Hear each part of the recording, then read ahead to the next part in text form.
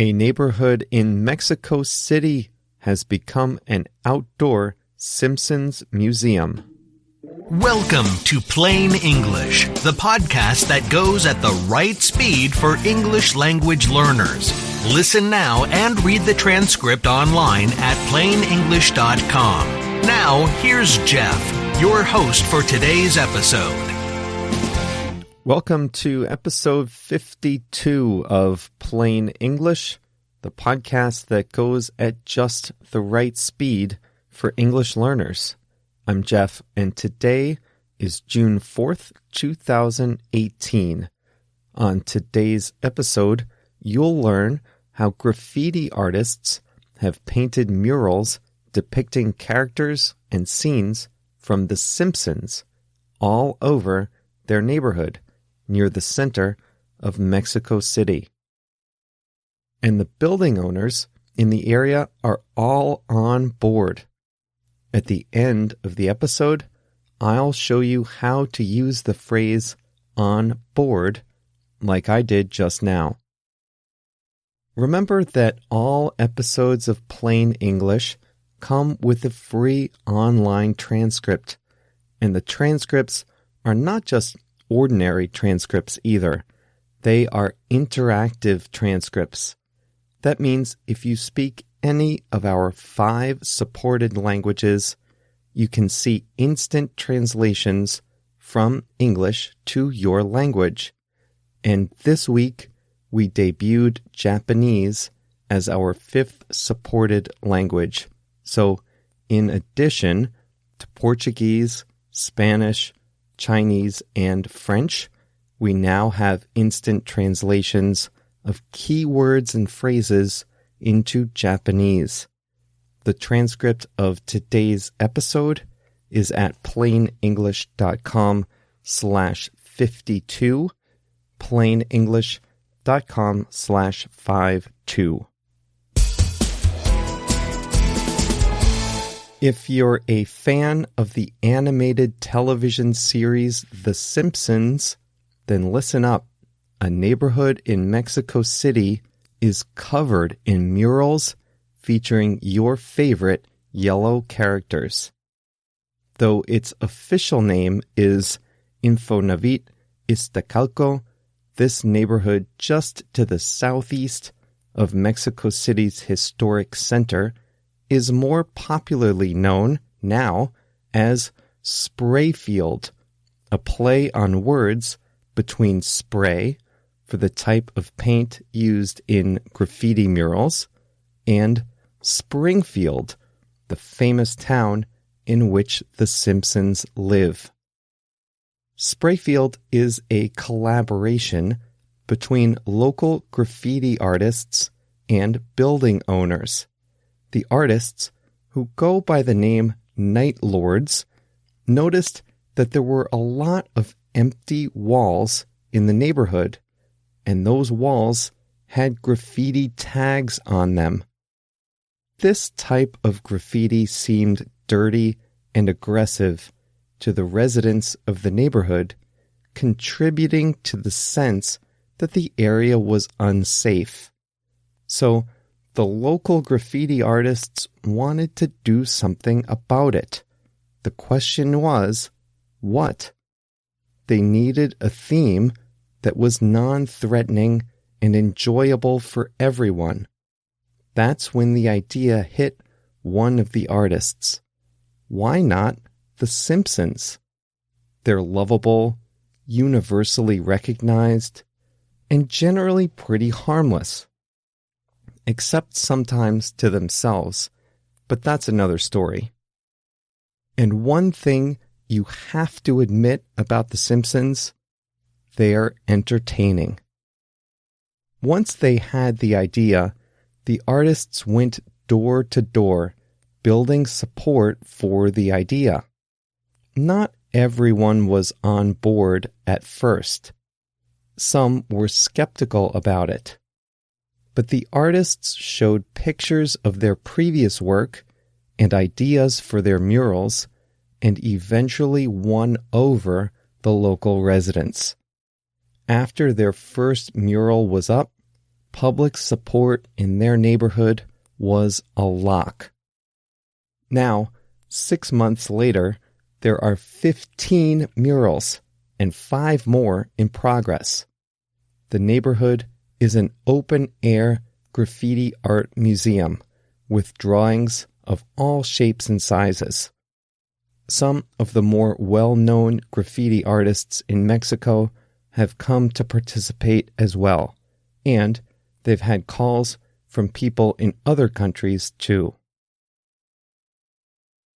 The Night Lords are the organizers, and they are responsible for finding new locations and getting public support for the new murals.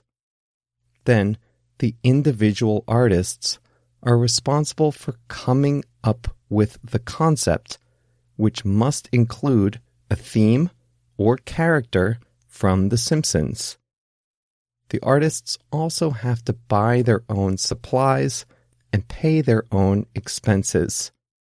They sometimes have to raise money to do so. One thing that is no longer a problem is support from people in the neighborhood. The group says that they initially had to ask for permission from building owners to lend their walls to the project.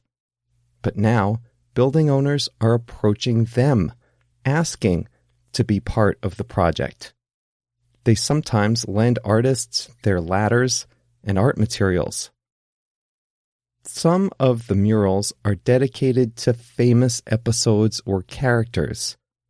Others are more obscure, referring to secondary characters or others that appeared only once on the show. There's Blinky, the three-eyed fish, Snowball the cat, a lot of Bart, including one of him dressed up as his imaginary superhero, Bartman, and of course, a lot of Homer. You'll recognize some of the famous phrases, like Bart yelling, "Ay caramba." My favorite, though, is a mural showing Springfield Police Chief Clancy Wiggum shouting, "Hey!" and holding a ticket with the names of the artists written on it. And of course, Chief Wiggum is clutching a donut behind his back. Where can they go next? The group has ambitions of expanding beyond just walls in the neighborhood and doing something on a larger scale. For example, whole sides of buildings like schools, and to cover the buildings from top to bottom. They would also like to do a similar project in another neighborhood. The Simpsons were a great choice of a theme. For one thing, there are so many episodes and characters to choose from, but they're also very distinctive, and they're cross-cultural. People from all over the world know The Simpsons, and you can enjoy the murals whether you're an expert and know all the episodes, or if you're like me and you just catch one episode every now and then.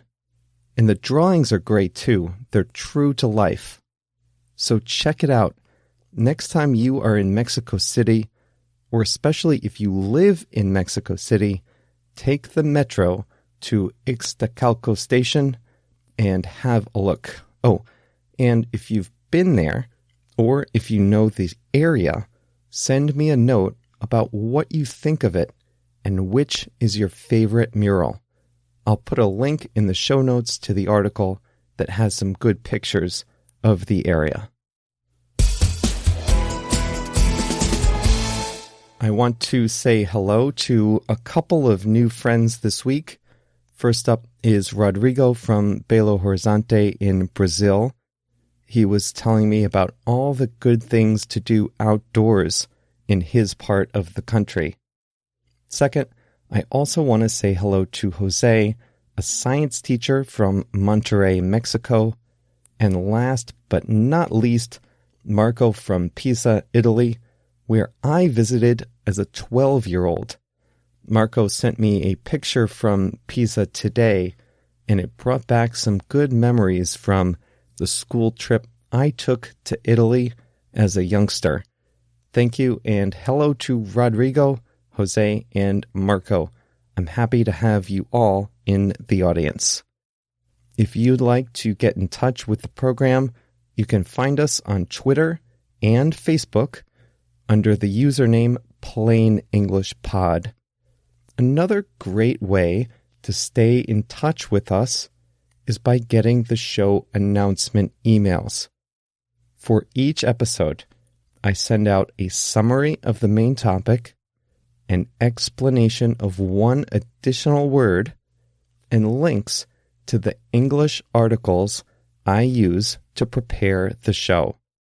If you want to get those emails, just go to plainenglish.com/mail, plainenglish.com/mail mail, and enter your details there. Today's phrase is on board. The local residents of Iztacalco are now on board with the project to create Simpsons murals in the neighborhood.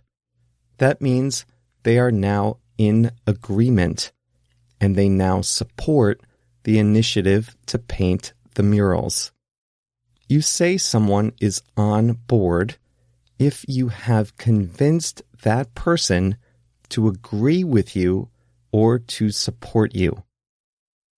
If you ever need to convince someone to support your ideas, you need to get that person on board. Let's say you want to take a vacation to the beach, but your girlfriend or boyfriend or husband or wife gets bored just at the pool or on the beach. How are you going to get him or her on board with your idea? Well, you can offer to go to a beach destination that also has a lot of other fun things to do at night. That might be enough to get your partner on board. But he or she might need a little more before getting on board with the trip to the beach. You might have to offer to let your partner choose the vacation destination after that. This is a phrase you can use at work a lot. At my job, I work with a lot of small teams, and it's important to have everyone on board with the same strategy to do a project. Nobody wants to be on a team at work if one person disagrees with the approach or the strategy. If not everyone is on board, then the team won't function well. If someone is trying to convince you of an idea and you agree, you can say, I can get on board with that. That's all for today's episode. Once more, a big welcome to all the new listeners who are joining us from Japan. I've been so excited to see how many people from Japan have discovered the program on Spotify or on Apple Podcasts. By the way, you can make sure you never miss an episode by clicking follow in Spotify or subscribe if you listen in a more traditional podcast app. Thanks to all of you for listening and being part of the Plain English community. JR and I will be back with a new episode on Thursday.